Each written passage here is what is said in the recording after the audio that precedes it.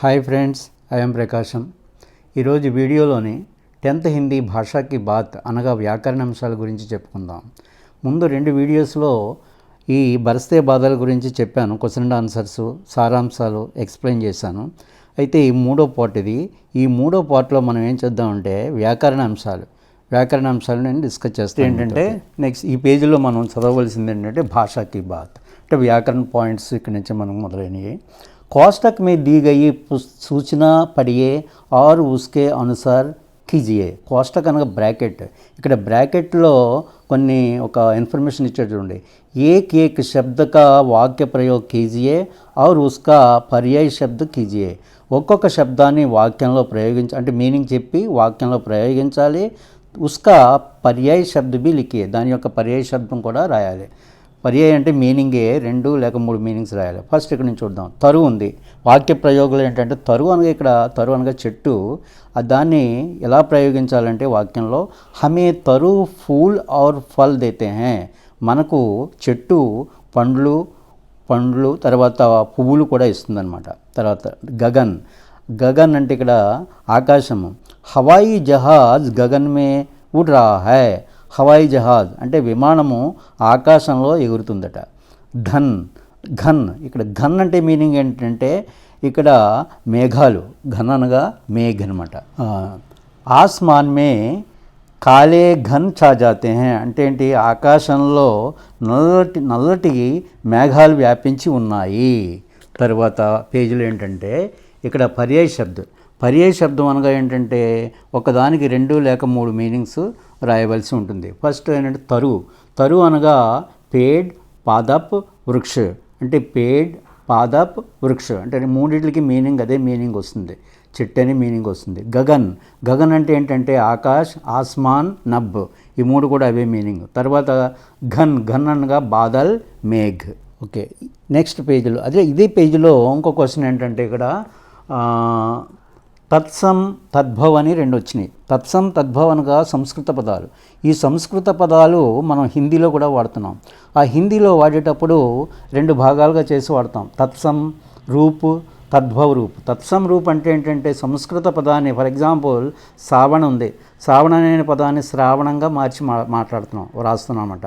అంటే అదే పదాన్ని శ్రావణ అనే పదాన్ని కొంచెం మార్చి మనం ఉచ్చరిస్తున్నాం అన్నమాట. అంటే పలుకుతున్నాం అన్నమాట. శ్రావణ్, సపన స్వప్న, సూరజ్ సూర్య. అయితే అది తత్సమైంది. తత్సం అంటే కొంచెం మార్చి మాట్లాడడం. తర్వాత తద్భవ శబ్దాలు. తద్భవ్ అంటే ఏంటి, అదే విధంగా సంస్కృతంలో ఏ విధంగా ఉందో అదే విధంగా మనం హిందీలో కూడా మాట్లాడే దాన్ని తద్భవ రూప అంటాం అనమాట. గన్ ఉంది. గన్కి గన్ అన్నాం. కొంచెం లిటిల్ గణ అనా వచ్చింది, దీనికి నా వచ్చింది. గన్. వారి పాని, చంద్ర చాంద్. ఈ విధంగా కొంచెము మార్చి మాట్లాడేటువంటి పదాలు అంటే యాజిటీజ్గా మాట్లాడేటువంటి పదాలని తద్భవం అంటాము. కొంచెం మార్చి పలికేటువంటి పదాలని తత్సం అంటాం. అది తత్సం తద్భవం అనమాట. తర్వాత ఆన్సర్ ఏంటంటే ఇక్కడ చూడండి. తద్భవ శబ్దం తత్సం శబ్దం అయిపోయిన తర్వాత ఇక్కడ మీనింగ్ ఏంటంటే ఇంకోటి చం తృణ్ ఫిర్ పునరుక్తి శబ్దమే వాక్య ప్రయోగ కీజియే. పునరుక్తి శబ్దాలు అనమాట. అంటే ఒకే శబ్దం మరలా వస్తుంది, మరలా వచ్చింది, పునరుక్తి అంటారు వాటిని. చం అన్న. చం అంటే మీనింగ్ ఒకటే వస్తుంది. అంటే స్పెషల్ ఇక్కడ మీనింగ్ ఏం తెలుసుకోవాలంటే బిజిలీ చం చమక్ రహీ హై. బిజిలీ అంటే మెరుపులు తళతళమంటూ మెరుస్తాయి అని చెప్పేసి చెప్పాలి అక్కడ. తర్వాత తృణ్ అంటే ఏంటంటే తృణ్ పులకిత్ హో రహా హై. తృణ్ అంటే ప్రతి చోట కూడా, అన్ని చోట్ల కూడా పులకింపబడుతుంది. పులకిత్ హో రహా హై అంటే భూమి పులకిస్తుందంట వర్షం పడినప్పుడు. ఫిర్ ఇక్కడ సావన్ ఫిర్ ఆతేతో కిత్నా అచ్చా హోగా. ఫిర్ అంటే మళ్ళీ వస్తే ఎంత బాగుండును. శ్రావణ మాసము మళ్ళీ వచ్చినట్లయితే ఎంత బాగుండును అని చెప్పేసి అనుకుంటున్నారు అన్నమాట పిల్లలు. తర్వాత మూడోది ఏంటంటే ఇక్కడ నెక్స్ట్ వన్, ఇన్హే సమझिए और सूचना के अनुसार कीजिए. వీటిని అర్థం చేసుకునే సూచన అంటే బ్రాకెట్లో ఇచ్చిన సూచన ప్రకారంగా మనం రాయాలన్నమాట. ధారావం పర్ ధారాయే ధరతీ పర్ అంటే ఇక్కడ మీనింగ్ ఏంటంటే इसमें कविवर सुमित्रानंदन पंत जी वर्षा की सुंदरता के बारे में बताते हैं. సుమిత్రానందన్ పంత్ వర్ష యొక్క గొప్పదనం గురించి చెప్తున్నారన్నమాట. సుందరత గురించే సుందరత గురించి చెప్తున్నారన్నమాట. ఏంటంటే కవి कहते हैं कि वर्षा धाराओं पर धाराएं అంటే मूसलधार वर्षा धरती पर झरती है अर्थात पृथ्वी पर अधिक वर्षा बरस रही होगी. అంటే మూసల్ధార్ వర్ష అంటే హెవీ రైన్ అనమాట, భారీ వర్షం అనమాట. దానికి భారీ వర్షానికి ఏమని వాడారంటే ఇక్కడ इसमें कविवर सुमित्रानंद पंत सुंदरता के बारे में बताते हुए कवि कहते हैं कि वर्षा धाराओं पर धाराएं అంటే హెవీ రైన్ అనమాట. అది ఆ విధంగా ఇందులో వాడాడు. తర్వాత వాక్యంలో ఏంటంటే చూడండి, ఇంద్రధనుష్కి झूले में मिलजुल कर जाना है. ఇంద్రధనుష్కి झूले में झूले मिल सब जाना. అయితే ఇక్కడ ఏంటంటే మీనింగ్ कविवर सुमित्रानंदन पंत जी इस वाक्य में वर्षा ऋतु के इंद्रधनुष को देखकर जन जन का मन किस प्रकार पुलकित होता है उसे बताते हैं. कवि कहते हैं कि इंद्रधनुष को देखकर सब लोग अचरज में डूबकर झूले में झूलने लगते हैं.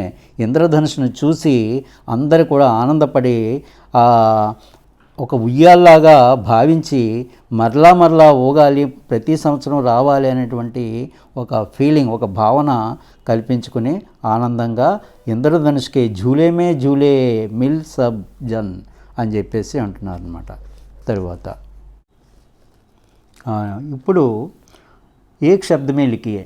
మన్ కో భానే వాలా అనేటువంటి 3 పదాలు ఉన్నాయి. మన్ కో భానే వాలా ఈ 3 పదాలకి ఏక్ శబ్ద మే లిఖియే అంటే సింగిల్ వర్డ్లోనే ఆన్సర్ రాయాలన్నమాట. 3 కలిపి ఒక వర్డ్ వచ్చేటట్టు రాయాలి. దాన్ని ఏమంటారంటే మన్ కో భానే వాలా మన్ భావన. మన్ భావన అంటే మనసుకు ఆనందం కలిగించేటువంటిది అనమాట మన్ భావన. తర్వాత రెండోది ఏంటంటే ఐదోది ఇక్కడ పేడ్ పౌధే పశు పక్షి సమాస్ పహచానియే. పేడ్ పౌధే పశు పక్షి వీటికి సమాసాన్ని చెప్పాలి. సమాస్ అంటే ఇక్కడ ఏంటంటే ద్వంద్వ సమాసం అంటారు దీన్ని. ఎందువల్ల ద్వంద్వ సమాసాన్ని దేనంటామంటే ఏ విధంగా అయితే పదాలు ఈక్వల్గా ఉంటాయో, ఫర్ ఎగ్జాంపుల్ మాతాపిత అంటాం, ఇద్దరికి కూడా గొప్పవాళ్ళే, ఎవరు చిన్న ఎవరు గొప్ప అని కాదు. అదేవిధంగా పతి పత్ని మాతాపిత, అదేవిధంగా ఇక్కడ పదాలు కూడా పేడ్ పౌధే చెట్టు మొక్క 2 సమానమే అని అనుకోవాలి. ఇక్కడ పశు పక్షి పశువులు పక్షులు 2 కూడా సమానంగా. ఇందులో ఒకదానికి గ్రేట్ లేదని చెప్పేసి అనుకోకూడదు, 2 కూడా గొప్పవే అనేటువంటి ఉద్దేశం కలిగించినప్పుడు, మీనింగ్ వచ్చినప్పుడు ద్వంద్వ సమాసం ఉపయోగిస్తాను. ద్వంద్వ సమాసం అంటాం. ఫర్ ఎగ్జాంపుల్ చూడండి, పేడ్ పౌధే అంటే పేడ్ పౌధే పశు పక్షి, అలాగే పేడ్ పౌధే అనేది ద్వంద్వ సమాసం అవుతుంది. పశు పక్షి అంటే ద్వంద్వ సమాసం అవుతుంది. మాతాపిత ద్వంద్వ సమాసం అవుతుంది. పతి పత్ని ద్వంద్వ సమాసం అవుతుంది. ఈ విధంగా సమాసం అలా చెప్పవచ్చు. తర్వాత రేఖాంకిత శబ్దం పర్ ధ్యాన్ దీజియే और इस तरह के कुछ वाक्य बनाइए. రేఖాంకిత్ కిందకు అండర్లైన్ చేసి ఉన్నాయి సెంటెన్స్లో. అండర్లైన్ చేసిన సెంటెన్స్ని మళ్ళీ ఇంకొక విధంగా ప్రయోగించమని చెప్తున్నారు అనమాట. ఫర్ ఎగ్జాంపుల్ చూడండి, బరస్తే బాదల్ అచ్చే లగ్తే హే. వర్షించే మేఘాలు చాలా అందంగా మంచిగా ఉంటాయట. ఇంకో సెంటెన్స్లో ఎలా చెప్తున్నాడంటే వర్షాకే మౌసమ్మే బాదల్ బరిస్తే హే. వర్ష ఋతువులో మేఘాలు వర్షిస్తాయని చెప్తున్నారు. झरती धाराएं सुंदर लगती है. झरती धाराएं सुंदर लगती, వర్షించేటువంటి ధారలు అందంగా కనిపిస్తాయట. ఇంకో సెంటెన్స్లో వేరే సెంటెన్స్లో ఎలా ఉందంటే వర్ష ధారావం కే రూప్ మే ధరతీ పర్ झरती है. చూసారా, వర్ష ధారావం కే రూప్ మే అంటే ధారల రూపంలో భూమి మీదకి పడతాయి, భూమి మీదకి చేరుతున్నాయి అన్నమాట. తర్వాత మూడోది ఏంటంటే గిరితి బూందే చంచం కర్తీ హై. గిరితి బూందే అంటే రాలే డ్రాప్స్ చంచం అంటూ కిందకు వస్తాయట. ఇంకొక సెంటెన్స్లో ఎలా అంటే గిరితి బూందోం కో छूने से रोम सिहर उठते हैं. రాలేటువంటి కిందకు వచ్చేటువంటి ఆ డ్రాప్స్ని పట్టుకున్నట్లయితే, మన చేతితో పట్టుకున్నట్లయితే మన రోమాలు సిహర్ ఉడితే రోమాలు పైకి లేస్తాయట. అందంగా ఆనందంగా అనిపిస్తుందని ఫీల్ అవుతాం అనమాట మనం. బహతా పానీ శుద్ధ హోతా హై అని ఇంకో సెంటెన్స్లో ఏంటంటే గంగా నది మే హమేషా నిర్మల్ పానీ బేతా హై. గంగా నదిలో ఇప్పుడు కూడా. ఈ వాక్యంలో ఏంటంటే ఇప్పుడు ఇచ్చే ఆన్సర్లోని కవితకి పంక్తియోం పర్ ధ్యాన్ దీజియే ఔర్ అలంకార్ సమజియే. ఇక్కడ అర్థం ఏంటంటే కవిత్వంలో ఉన్నటువంటి 2 లైన్లు తీసుకొచ్చి ఇక్కడ ఇచ్చారు. ఇది దీని యొక్క అలంకారం ఏంటి చెప్పాలన్నమాట. అలంకారం దీన్ని ఏ విధంగా ఎందుకు అలంకారం అన్నారు.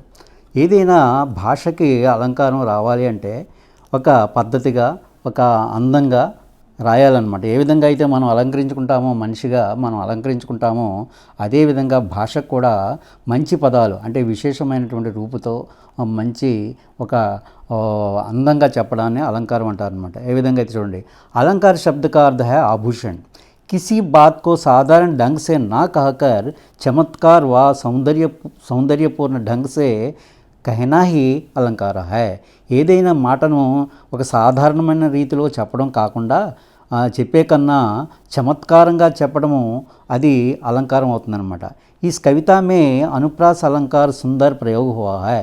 ఈ కవిత్వంలో సుందరమైనటువంటి అలంకారం కూడా ప్రయోగించబడిందనమాట. అయితే ఈ వాక్యంలో అనుప్రాస్ అలంకారాన్ని చక్కగా ప్రయోగించారనమాట.